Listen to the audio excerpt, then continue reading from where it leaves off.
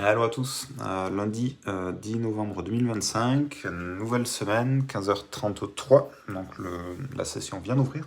Je voulais juste revenir sur deux trades de la semaine dernière, donc c'était jeudi 6 et vendredi 7, où on a eu exactement les mêmes setups, deux fois de suite dans la même journée en fait. Donc là, c'est le setup qui est apparu jeudi 6 novembre. Donc pour faire simple, en tendance de fond, on est haussier. En tendance daily, on est hyper haussier.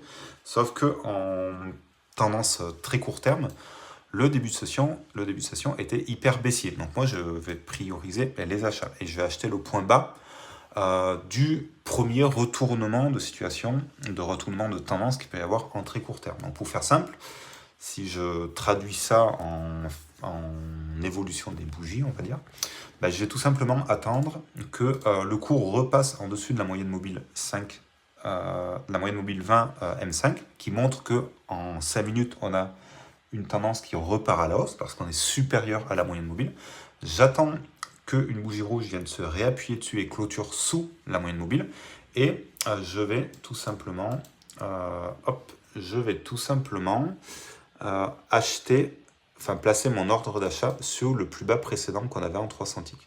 Donc là, en l'occurrence, sur ce trade-là, je pouvais très facilement faire, je crois que je l'avais expliqué dans une vidéo précédente, voilà, en 5 points de drawdown, on pouvait facilement faire une centaine de points, donc c'était super. Évidemment, je n'ai pas tout pris. Ce même setup est apparu vendredi sur le coup des 18h45, où là aussi, tendance de fond haussière, tendance intraday hyper baissier.